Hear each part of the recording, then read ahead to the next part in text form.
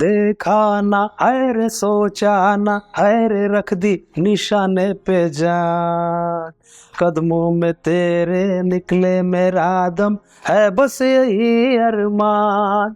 हे देखा ना है रे सोचा ना है रे रख दी निशाने पे जान, कदमों में तेरे निकले मेरा दम है बस यही अरमान। ओ ले डोले डोले डोले डोले डोले डोले डोले डोले डोले। क्या बात है, क्या बात है। मजेदार गाना आप मिल गए। द सुधांशु शो में आप सभी का स्वागत करता हूं और हमारे साथ है तनुज वर्मा जी। जी हाँ, वैसे तो तनुज वर्मा जी क्या हैं, मैं अभी छोटा सा परिचय दे दूं। वैसे तो ये किसी परिचय के मोहताज नहीं है, फिर भी ये छावनी परिषद में आपने वहां से सेवानिवृत्ति लेने के बाद पर्यावरण के इतने करीब हैं कि ये हमेशा पर्यावरण को सुधारने के लिए, अपने आसपास का माहौल साफ सुथरा करने के लिए ये हमेशा लोगों को जागरूक करते रहते हैं।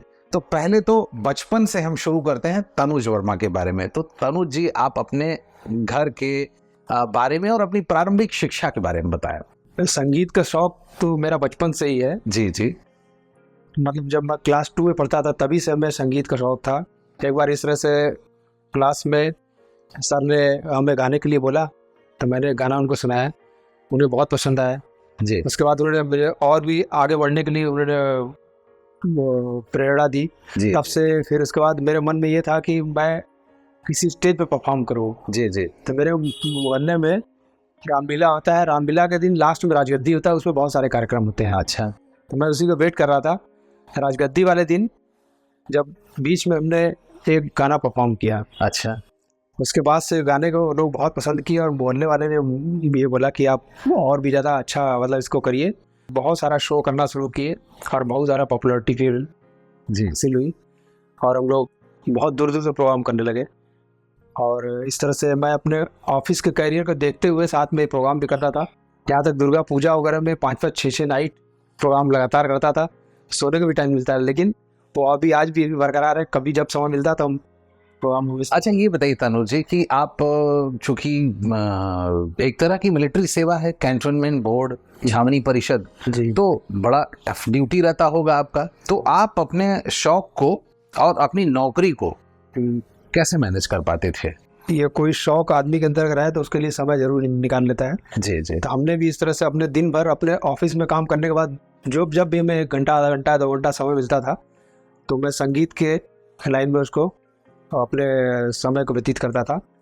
और ख़ास तौर से मतलब ज़्यादातर रात में हमको समय मिलता था रिहर्सल के लिए और अपना रियाज करके 1 घंटा ही सोता था। बहुत सारे गाना भी रिकॉर्ड करते रहते थे। तो इस तरह से आज भी है हमारे अंदर वो जुनून। और आज भी जब हमें कोई इस तरह से मौका मिलता है तो परफॉर्मेंस में छोड़ता नहीं हूँ। तो अभी सेवानिवृत्ति के बाद क्या फिर कभी जाना होता है छावनी परिषद में? कि सेवानिवृत्ति के बाद भी कोई इस तरह से कोई ऑकेजन या कुछ फंक्शन होता है तब मैं इनवाइट किया जाता है तो मैं जाता हूँ। मुझे भी अच्छा लगता है क्योंकि वो मेरा परिवार है और परिवार से आदमी जुदा नहीं हो सकता कभी भी। तो हम बीच बीच में जाते रहते हैं और परफॉर्मेंस को भी देते रहते हैं। अच्छा तनुज जी, ये बताएं कि जब आप जॉब में काम करते थे और फिर गाने का शौक आपका, तो क्या ऑफिस के लोग बुरा नहीं मानते थे? उन लोगों का कितना सपोर्ट रहता था ऑफिस का? नहीं, बुरा नहीं बनता, बल्कि सारे लोग इंतजार करते थे कि कोई इस तरह से ऑकेजन और फंक्शन तो मेरा गाना जरूर उनको मालूम है जी। सब लोग को अच्छा लगता था, समय निकाल करके सब लोग देखते थे। और मुझे भी बहुत उत्सुकता होती थी कि हम जैसे कोई ऑकेजन हो उससे पहले ही, जैसे अब देखिए पर्यावरण दिवस होता है जून में 4-5 जून को, उस पर पर्यावरण पे गाना। हिंदी पखवाड़ा 14 सितंबर होता है, हिंदी पे राजभाषा हिंदी पे मतलब वो गाना हमने लिखा।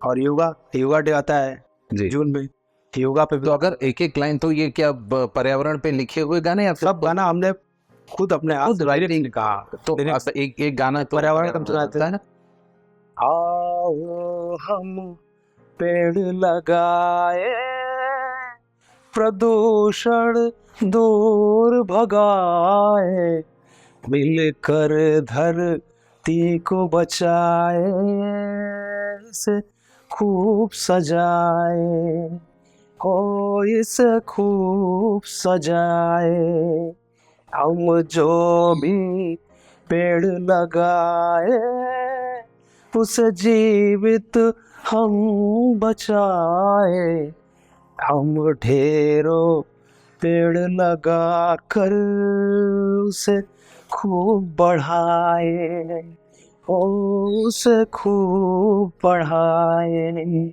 वाह।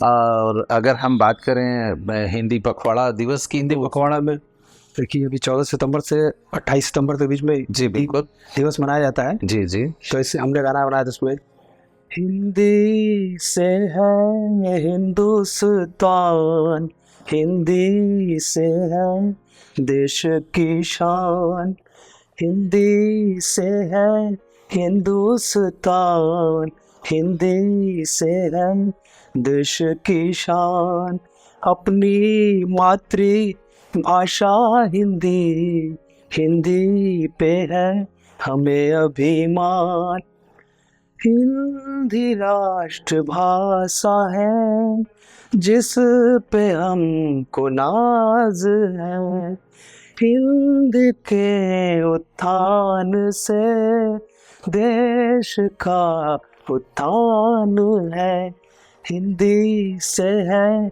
हिंदुस्तान, हिंदी से है देश की शान।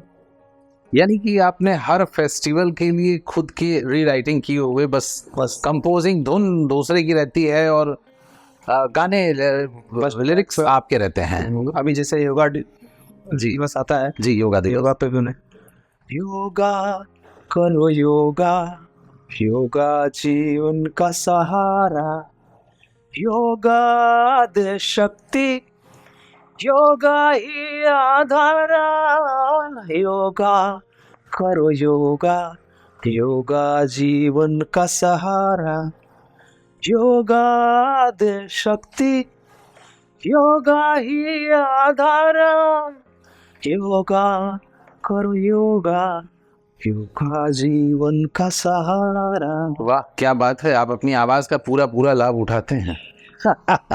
यानी कि बस गीत की रचना की और आवाज तो माशाल्लाह आपके पास अच्छी है ही है।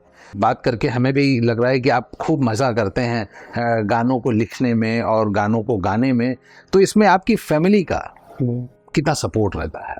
इसमें टाइम काफ़ी लगता है, लिखना इतना आसान भी नहीं है।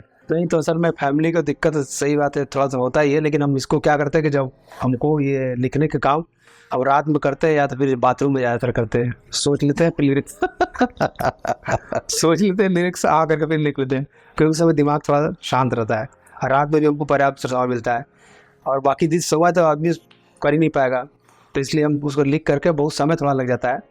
एक एक गाने को जैसे 3-3 तरह गाने बनाने में हमको कई कई महीने लग जाते हैं सोच के बॉर्डिंग को, फिर इसके बाद हम उसको फिर गाते हैं, फिर फिनिश करते हैं, करते करते जब फाइनल फिनिश होता है तब फिर हम उसको ट्रैक पर रिकॉर्ड करके और उसको सेंड करते हैं अपने दोस्तों वगैरह में, जी, उन्हें सुन के बताते हैं, कुछ कमियाँ रहती है बताते हैं, इस तरह से फिर।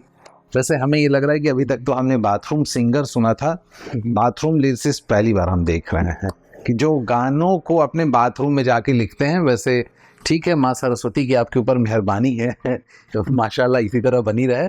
अच्छा ये बताएं कि क्या वो नाराज़ होती हैं, डांटती हैं मैडम, या फिर बाथरूम में जाने का कोई और एक तो आपको रीज़न रहता है? नाराज वाली बात नहीं, बाद में उनको ये लगता है कि अब घर में आप आए तो घर का काम करेंगे, और बाकी समय तो फिर जैसे रात में समय हमारे पास 1 घंटा मिल ही जाता है सब प्लस जी जी काम करने के बाद, सोने के टाइम में अपना टाइम को कटौती करके थोड़ा सा उसको लिखते हैं, सोच के उस समय थोड़ा क्योंकि मतलब शांति थोड़ी रहती है, जी जी, कोई डिस्टर्बेंस नहीं होता है।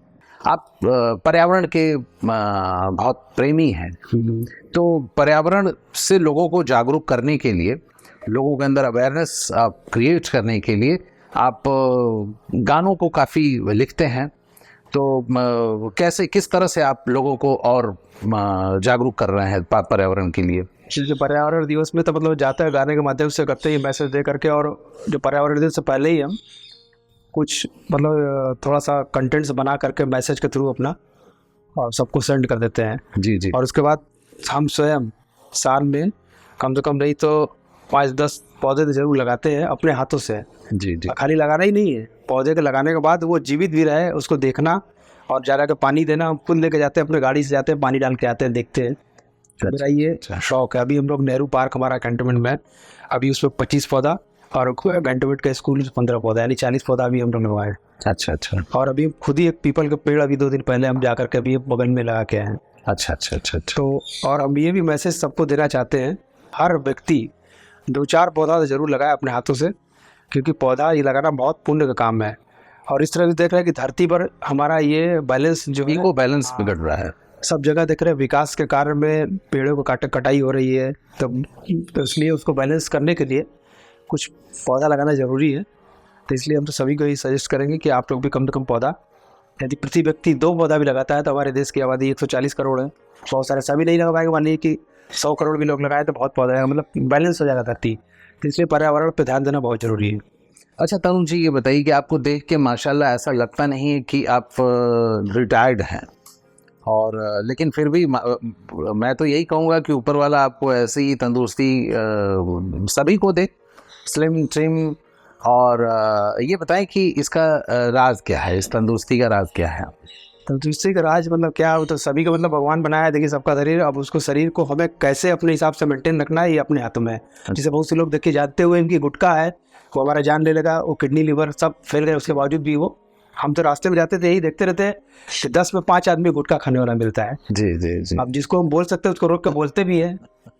पॉलिथीन में चाय पीते हैं उसको भी हम बताते हैं, कई लोग को हमने बताया मत पियो यार, बहुत कोई कैंसर वगैरह। जी जी। लेकिन हम सबको नहीं, कुछ आदमी करने से नाराज भी हो जाते हैं, इसलिए हम सबको नहीं संदेश दे सकते। लेकिन सबको खुद स्वयं, जब तक आदमी अपने अंदर ही नहीं मतलब सोचेगा कि हमें क्या लेना है, क्या गलत है क्या सही, गलत सही सब जानता है, लेकिन उसके बावजूद भी वो लोग खाते हैं। Nobody wants to implement।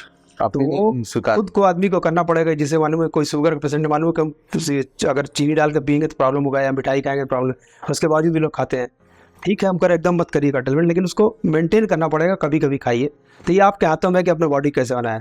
हर आदमी को हम सही कहेंगे कि हर आदमी के हाथ में ही है कि अपने हेल्थ को बनाना या बिगाड़ना। बिल्कुल, बहुत अच्छी बात आपने। हाँ, स्वास्थ्य सबसे सर्वोपरि है। इंसान के पास यदि आप स्वास्थ्य आपका सही है तो आप पास दुनिया के हर संपत्ति आप पास है। यदि आपको स्वास्थ्य बिगड़ा है तो 1 करोड़ रुपए भी आप पास है बैंक में, बेकार है, सब बेकार। नहीं सकते, पी नहीं सकते, कुछ भी नहीं कर सकते। इसलिए हेल्थ इज वेल्थ जो कहा गया है, जी, गलत नहीं कहा गया, एकदम सही है, ट्रू। तो हम तो इसी को सबको यही मतलब कि मैसेज देना चाहते हैं कि स्वास्थ्य का अपने ध्यान बहुत जरूरी है। जी जी जी। अच्छा ये बताएं तनुज जी कि आप और भविष्य में आपकी क्या योजनाएं हैं स्वास्थ्य को लेकर के, और पर्यावरण के स्वास्थ्य को लेकर के, इस समाज के लिए क्या आपकी ऐसी सोच है? समाज के लिए मतलब ये है, तो हम तो देखिए 2 संस्था से भी जुड़े हुए हैं। जी जी। रास्ते में जिसे जानवरों से प्यार आपको होना चाहिए। जी ठीक है, आप जिससे जा रहे हैं जानवरों को, बहुत से लोग क्या अननेसेसरी उनको मारते हैं। अरे 2 रोटी नहीं खिलाते तो कम तो मारो नहीं, मारो मत। गर्मी के दिन में पानी रख दीजिए। हम तो बहुत पंछियों के लिए समझिए दाना और पानी, अब वो मेरा पहला काम है कि सो को उठने के बाद हम जाते हैं उनको रखते हैं। हमारे छत पे बहुत सारे पंछी वगैरह आते हैं और दाना वाना खाते हैं, पानी पीते हैं। और बाहर भी हम निकलते हैं तो मेरा वो रहता है कि गाय है, कुत्ता है, सबको रोटी सब लेके जाते हैं।